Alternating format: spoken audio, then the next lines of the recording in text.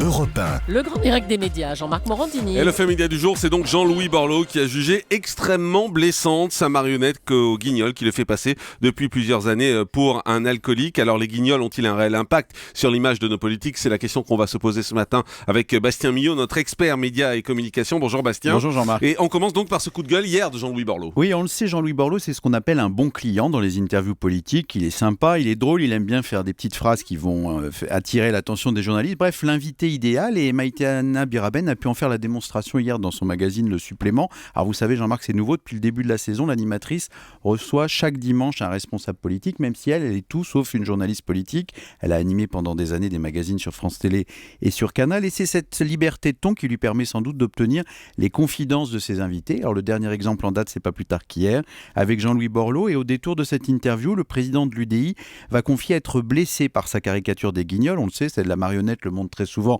en état d'ébriété, dans un imperméable sale, les cheveux gras, avec une mauvaise élocution, et visiblement ça ne plaît plus du tout à Jean-Louis Borloo. Écoutez-le, c'était hier sur Canal.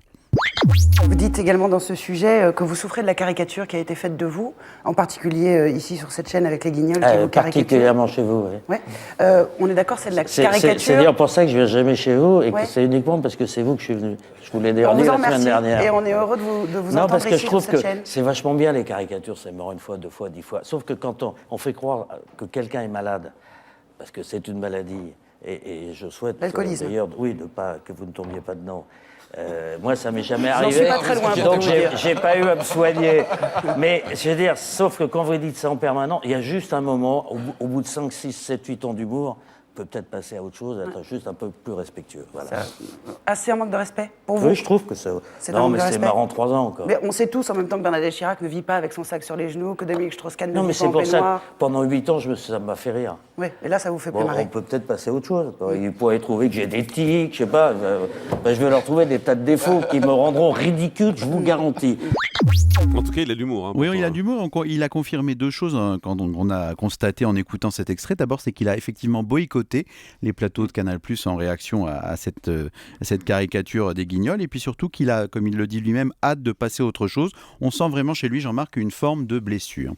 Pour autant, ce n'est pas la première fois que les Guignols ont un programme satirique et gratignent un responsable politique. Ah oui, non, les programmes satiriques, c'est vraiment un élément fort de la programmation de la télé française. Si on remonte quelques années en arrière et qu'on se remémore les temps forts de notre télé, eh bien écoutez, on peut déjà parler du Bébête Show, l'ancêtre de ces programmes satiriques, diffusé exactement, l'ex-comparse de Julie, diffusé pendant 13 ans, entre 82 et 95, ça peut paraître loin, mais c'était un des programmes phares de TF1 à l'époque, qui réunissait des dizaines de millions de téléspectateurs. À l'époque, évidemment, il n'y avait pas 25 chaînes gratuites, mais on avait associé chaque responsable politique à des animaux, un peu comme dans le Muppet Show, donc Mitterrand en grenouille, Barre en ours, Chirac en aigle et Marchais en cochon. Ça, à l'époque, ça, on va dire, donnait le ton sur l'ensemble des pastiches et des caricatures de la vie politique. Et puis après sont arrivés les Guignols, qui ont un peu ringardisé le Bébête Show. Les Guignols, c'était quand même il y a 25 ans.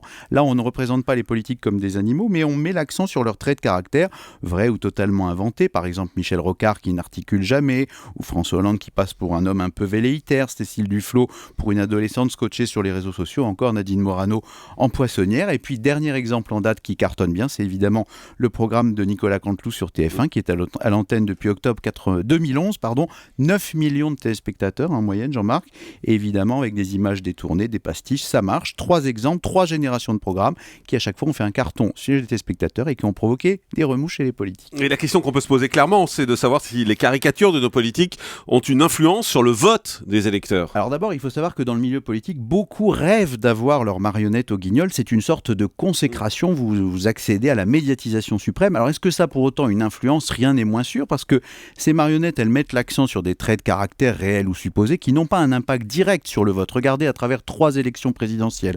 En 95, la marionnette de Jacques Chirac est présentée avec la symbolique de la pomme. On le voit comme quelqu'un d'extrêmement dynamique. On lui donne un slogan d'ailleurs que des gens croient comme être un véritable slogan de Jacques Chirac, alors que pas du tout. C'était manger des pommes. Ça avait contribué à le rendre sympathique. Ça ne l'avait pas pour autant fait élire, puisqu'en 2002, Chirac est réélu dans les conditions dont on se souvient, et pour autant, il était présenté comme super menteur. En 2007, Sarkozy est présenté avec une image très agressive et pour autant, ça n'empêche pas de gagner les élections. En 2012, pareil, Hollande est présenté comme un type mou et sans, on va dire, colonne vertébrale. Ça ne l'a pas empêché d'être élu président de la République.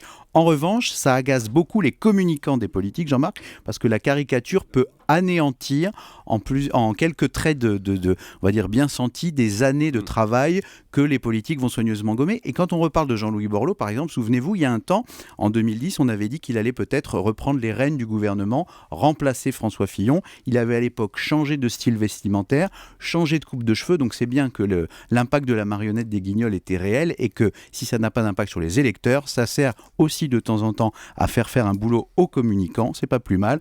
En tout cas, capacité de nuisance ou pas, ce sera toujours aux électeurs de trancher. Effectivement. Merci beaucoup, Bastien Millot.